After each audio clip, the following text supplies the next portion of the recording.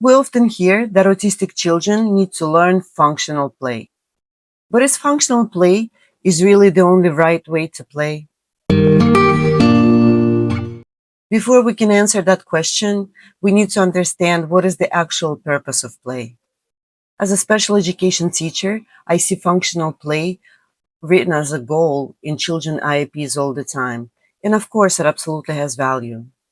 But sometimes we become too focused on how the child is using the toy, and we forget to notice what the child is already doing.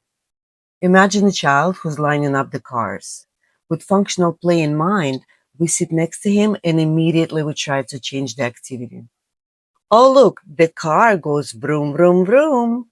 Can you tell me who's driving the car? Let's put the car into that garage. And the result, the child ignores us.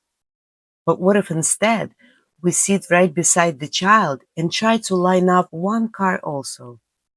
Don't interrupt, don't correct, just join. Maybe they take my car, so I add another one.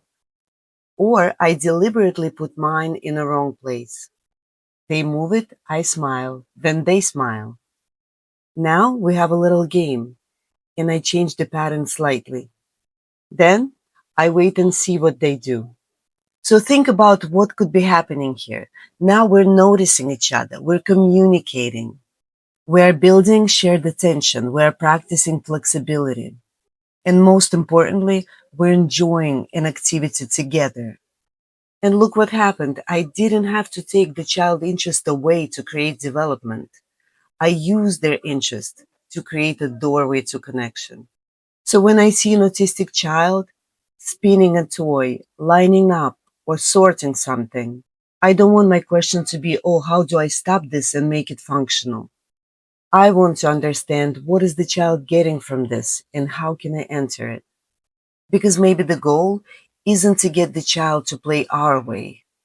Maybe we first learn how to play their way. And from that connection, we gently start to introduce something new. And let me be clear, functional play can absolutely be one of the developmental goals. But I don't think it should become the definition of good play. Because the toy is not the most important thing that's happening in the room. The child is.